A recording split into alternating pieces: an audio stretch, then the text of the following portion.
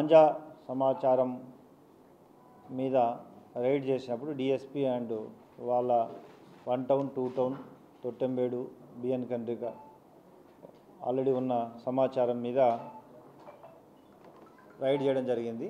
అందులో భాగంగా పూర్తి సమాచారంతో ఎస్టర్డే దాదాపు 17 మందిని కస్టడీలో తీసుకొని 32 కేజెస్ గాంజాని సీజ్ చేయడం జరిగింది. దీంతోపాటు ఈ గాంజా మొత్తం అంతా కూడా పాడేరు నుండి ఒక పర్సన్ తీసుకొచ్చి ఇస్తున్నాడని తెలిసింది. అతన్ని కూడా కస్టడీ తీసుకోవడం జరిగింది. సో ఈ ప్రెస్ మీట్ ద్వారా వాళ్ళతో పాటు కొన్ని సెల్ ఫోన్స్ కూడా సీజ్ చేయడం జరిగింది. ఇంకా జిల్లా వ్యాప్తంగా ఎవరెవరైతే కన్జ్యూమర్స్ ఉన్నారో, ఇంకా మిగతా సబ్ డివిజన్స్లో ఎవరెవరైతే ఈ గాంజాని బయట నుండి తెప్పించి మిగతా వాళ్ళు సప్లై చేస్తారో వీరందరిపై కూడా సమాచారం సేకరించి ఇంకా అరెస్టులు కూడా చేయడం జరుగుతుంది. ఆల్రెడీ గాంజా టాస్క్ ఫోర్స్ అనేది జిల్లాలో చాలా సమర్థవంతంగా పనిచేస్తుంది. ముఖ్యంగా Tirupati is a transit place to other states. ముఖ్యంగా మనం ఈ మధ్యకాలంలో చాలా లార్జ్ స్కేల్లో ప్రతిరోజు రైల్వే స్టేషన్స్లో, బస్ స్టాండ్స్లో పట్టుకోవడం జరుగుతుంది. వీళ్ళందరూ కూడా తిరుపతి నగరానికి తీసుకురావడం కంటే కూడా అటు తమిళనాడు,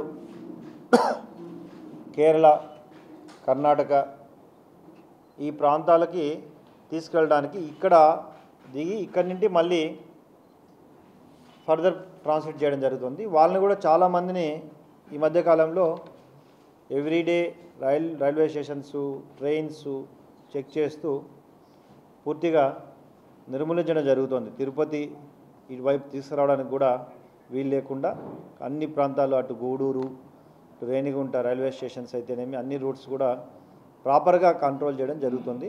అదేవిధంగా తిరుపతి జిల్లాలో ఎక్కడైనా ఈ గాంజా సప్లై చేసే వాళ్ళని మరియు కన్జ్యూమర్స్ని వీళ్ళని కూడా పోలీస్ స్టేషన్ వైపు ఐడెంటిఫై చేసి వారిపై కూడా నిఘా ఉంచడం,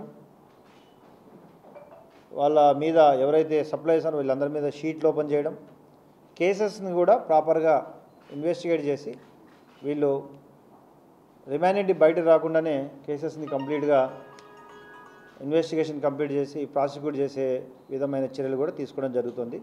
అదేవిధంగా ప్రభుత్వం ఇటీవల కాలంలో ఈగల్ అని కొత్త ఆర్గనైజేషన్ ఫామ్ చేసింది. వారి ఆధ్వర్యంలో కూడా సమాచారం సేకరించి ఎవరైతే గాంజా సప్లై చేస్తున్నారో లేదా సెల్లింగ్ చేస్తున్నారో వీళ్ళందరిపై పూర్తి నిఘా ఉంచి తగిన చర్యలు తీసుకోవడం జరుగుతుంది.